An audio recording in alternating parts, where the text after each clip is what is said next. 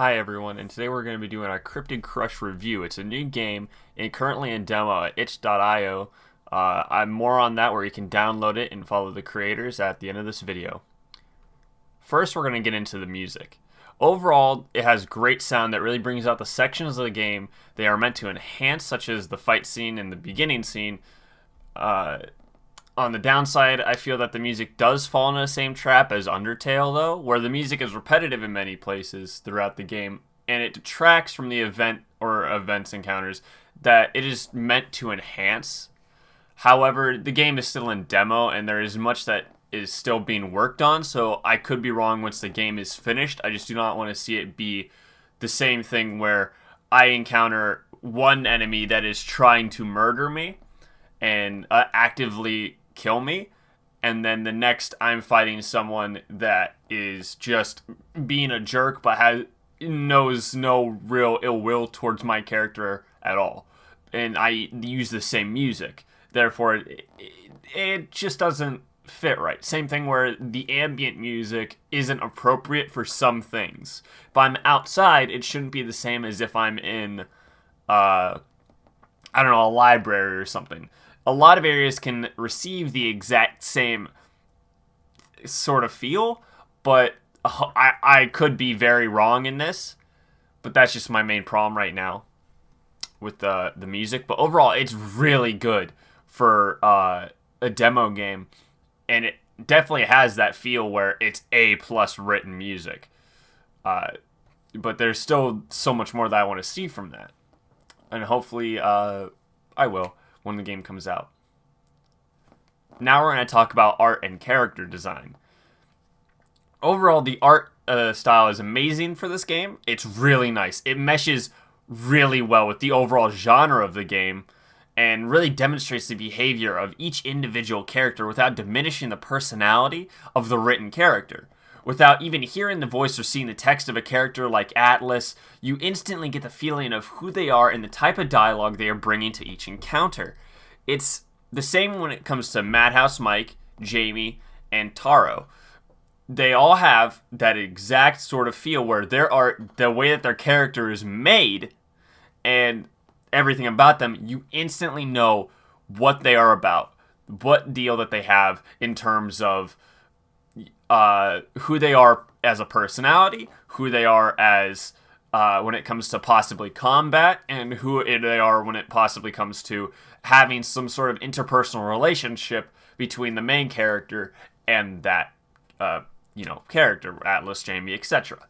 But in terms of character design for our character, I wish that the design choice had a little bit more customization. The base design that you get in the demo is really good. It's drawn really well, and it's meant to incorporate a large amount of ideas that people want to envelop.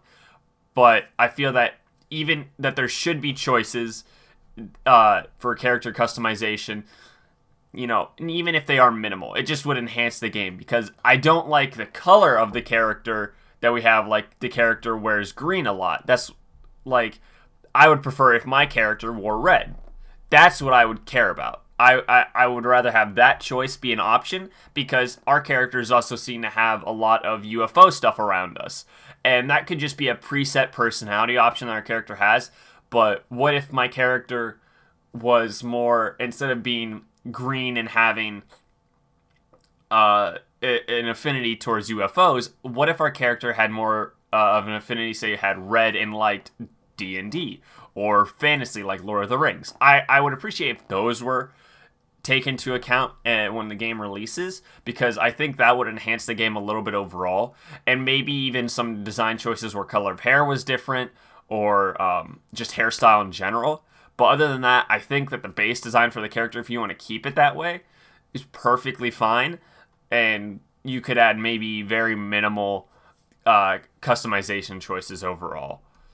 Now we're going to move on to voice and writing.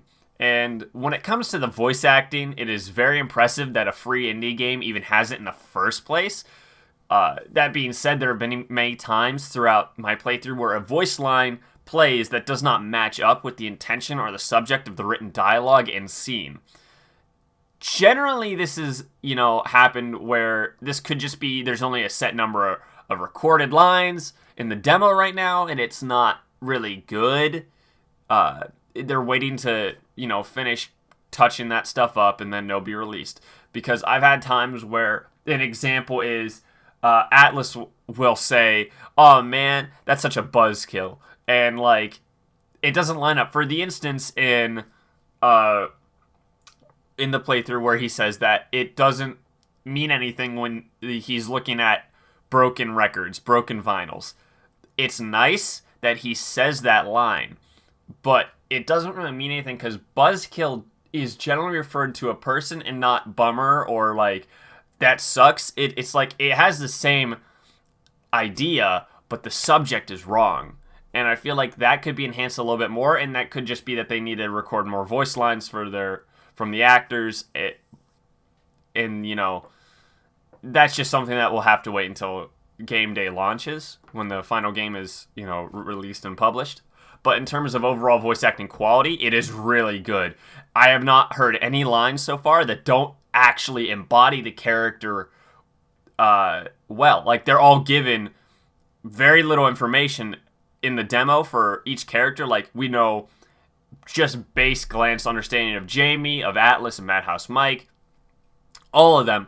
But even with these little meaningful dialogue, like, there is not much, but these little snippets of dialogue that we hear, they are embodying the character very well, and it is really nice to see that. We're not seeing someone that's playing Jamie and they don't understand that aspect. They don't understand that idea, and that's really good that they are hitting it on the head, that they understand that the character, given little information, and we truly understand what that character is about. Same thing with Atlas. Same thing with Madhouse Mike. And I do believe with our characters too as well, but it's very difficult to understand who is talking when it comes to Taro and our character, because generally their voice lines play roughly at the same time whenever they are on screen together. So getting to know that is a little bit harder, and they may share the same voice actor, but I don't think so. If I remember correctly, Taro does embody their character really well, and the person who plays our character is also portraying it fairly well, given that it is supposed to be a kind of molded our way character. And, that's good. I mean, it still works. It still works fairly well. The story so far, though, is very cohesive in terms of a demo, more so than a lot of other games I've noticed. Very little is given towards the main plot points since it's a demo, which does irritate me, but that is just, the nature of how a demo works. The events that do occur in a game, however, are written very well, especially when it comes to the interactions with Atlas and the main character or Madhouse Mike. That's, Atlas with our character or Atlas and someone else. My only problem is the writing of Jamie and our character, alone. Jamie's problem is more of a character flaw that requires more exposure to fix, as they are meant to be a strong, independent, sort of reserved character. And that just takes time, in order to really fix, because those characters develop over the course of a long series of events. They don't develop instantly. They're not very dynamic.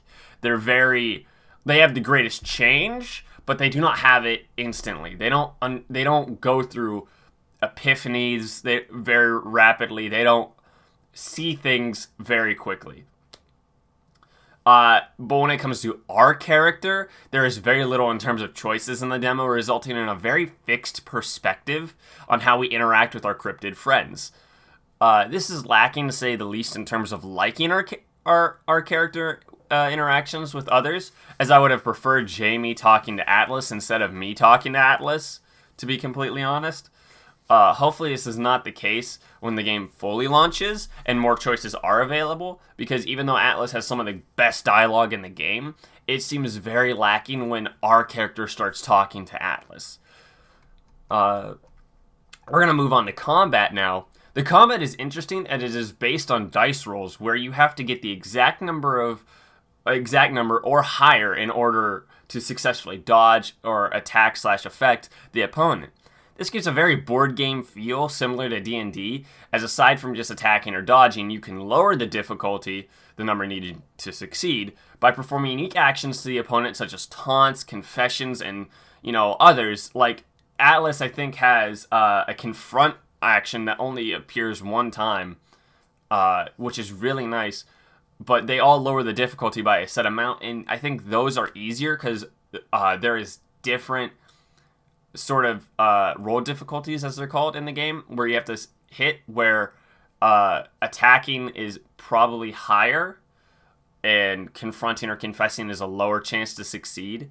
But they will, you can have them at the same time, because it appears that 5 may be the lowest you can go. You can't just have one character confront constantly, the other one attack, and then you get, I only need to roll a 1. I think the lowest is 5, as far as I know, in the demo, which is pretty fair. It doesn't make confronting or confessing broken, or taunting broken at all. It just makes it easier for you to go through the game. It makes it a nice way to play it. However, the moveset for each character doesn't really translate well. As in the case of Jamie and Atlas, they both have moves, or the lack thereof, that doesn't represent them as a character really well. Jamie can heal for their turn, which seems counterintuitive to them being a hard, reserved Jersey Devil. They have a possible soft side that you see in the dialogue, but the move is called Healing Potion. It's not really good unless you were to say, homemade healing potion or something, because we know in the demo that Jamie likes to cook. So it'd be really nice is if that was switched to something that was indicative of that aspect of the character, so we would see more insight, because just saying use healing potion is a very bland term, because every character has a unique thing. Like Taro has taunt, pounce, and catnap. Those all are very understandable coming from a ghostly demonic thing cat. That makes sense to me. And same thing with Madhouse Mike. When you're fighting him, he typically has smashes, ghost ectoplasm gooey that he throws out. Our character has a sort of if I remember, a punch or just a cheer, confront, a very supportive character. Then there's the same thing that comes with Atlas's combat for him. It is mentioned that he has foresight since he's a Mothman, and much like his dad, he can see the future and disasters and everything. But you don't see that in combat. You don't see that he has foresight, really. He can't just use that to lower the roll difficulty.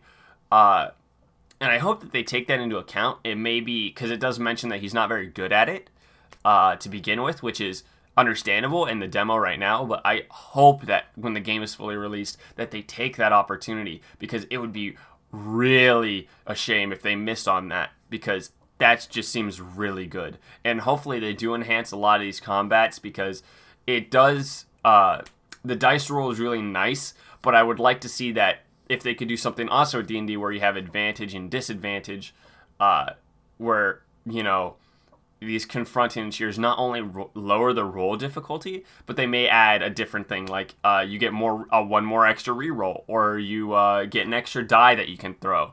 Something that would shake up the combat of the game, because having just dice rerolls and lowering difficulty, healing characters, and attacking is very basic and not terrible. It's a great stepping stone, and I really hope that I see more when the game fully launches. In conclusion, overall, the game is very promising. Everything is done with incredible detail and work, from the art to dialogue, no matter how inconsequential it may seem. I hope the slight problems mentioned earlier are fixed upon release, as I believe this will make the game much more replayable rather than a one-time thing that you download, play once, you're done, you get the story, you like it, it's over. For a demo, though, this is extremely solid, more so than a lot of AAA titles, and their demos, as it offers the broad scope of the game, all of what it would entail, without diminishing the core content of the game as a whole, which is really impressive, and not many demos actually do that. They have to take away a lot of things that you understand about the game without, for example, if I were to buy a demo for a game or try a demo for the game, I will most likely not see the main key points, the main selling points for that game. there'll be little snippets, and it's very hard to understand where those are coming from a lot of the time. If you wish to develop your own opinion, you can download the game through the link provided in the description below, and feel free to donate whatever amount you want to the developers. If you love the demo as I did, so that you can enhance, if you love the demo as I did, so that way you can enhance the finished product. They also have a Twitter, which I'll link down below when it comes out, when they, updates on as it comes out. But please don't forget to like, comment, subscribe, and if you like the video, go watch my playthrough of the demo to see just what I'm talking about in the review here.